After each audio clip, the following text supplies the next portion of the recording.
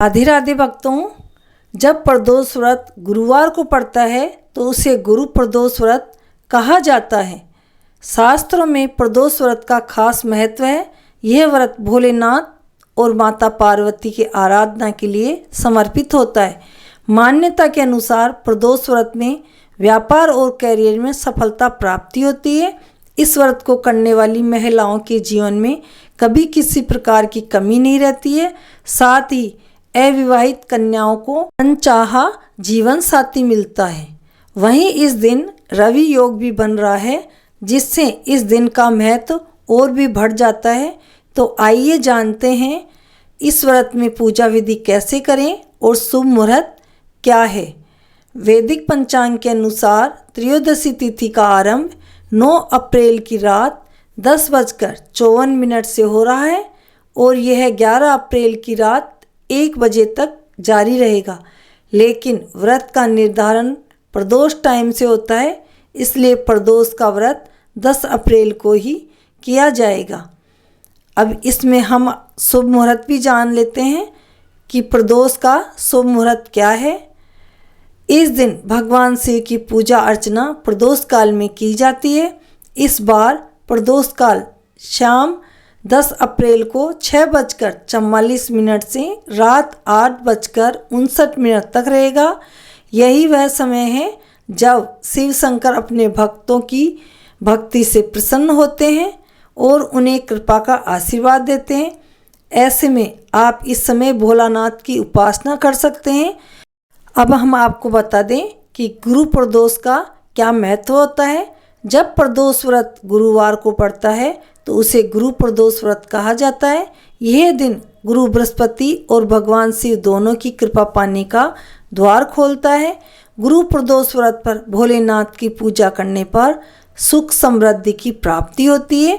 साथ ही जिन लोगों के विवाह होने में दिक्कत आ रही है तो इस व्रत को रखने से विवाह के योग बनते हैं। वहीं जीवन में धन संपन्नता बनी रहती है। वहीं कुंडली में गुरु ग्रह की स्थिति होती है। साथ ही उनके अशुभ प्रभाव से मुक्ति मिलती है। गुरु प्रदोष की व्रत कथा। इस व्रत कथा के अनुसार एक बार इंद्र और वृत्रासुर की सेना में घनघोर युद्ध हुआ। देवताओं ने दैत्य सेना को पराजित कर नष्ट भ्रष्ट कर डाला। यह देख वृत्रासुर अत्यंत क्रोधित हो स्वयं युद्ध को उद्यत हुआ। आसुरी माया से उसने विकराल रूप धारण कर लिया। सभी देवता भयभीत हो गुरुदेव बृहस्पति की शरण में पहुँचे। बृहस्पति महाराज बोले, पहले मैं तुम्हें वृत्रासुर का वास्तविक परिचय दे दूं। वृत्रासुर बड़ा प्रतापी और कर्मनिष्ठ है। उसने गंधमादन पर्वत पर घोर तपस्या कर शिव जी को प्रसन्न किया। पूर्व समय में वह चित्ररथ नाम का राजा था। एक बार वह अपने विमान से कैलाश पर्वत चला गया। वहाँ शिव जी के वाम अंग में माता पार्वती को विराजमान देख वह उपहास पूर्वक बोला, हे प्रभु, मोह माया में फंसे होने के कारण हम स्त्रियों के वशीभूत रहते हैं, किंतु देवलोक में ऐसा दृष्टिगोचर नहीं हुआ कि स्त्री आलिंगनबद्ध हो सभा में बैठे। चित्ररथ के यह वचन सुन सर्वव्यापी शिव शंकर हंसकर बोले, हे राजन, मेरा व्यवहारिक दृष्टिकोण पृथक है। मैंने मृत्युदाता कालकूट महाविष का पान किया है, फिर भी तुम साधारण जन की भांति मेरा उपवास उड़ाते हो। माता पार्वती क्रोधित हो चित्ररथ से संबोधित हुई, अरे दुष्ट, तूने सर्वव्यापी महेश्वर के साथ ही मेरा भी उपवास उड़ाया है। अतएव मैं तुझे ये शिक्षा दूंगी कि फिर तू ऐसे संतों के उपवास का दुस्साहस नहीं करेगा। अब तू दैत्य स्वरूप धारण कर विमान से नीचे गिर जा। मैं तुझे श्राप देती हूँ। जगदम्बा भवानी के अभिशाप से चित्ररथ राक्षस योनि को प्राप्त हुआ और त्वष्टा नामक ऋषि के श्रेष्ठ तप से उत्पन्न हो वृत्रासुर बना।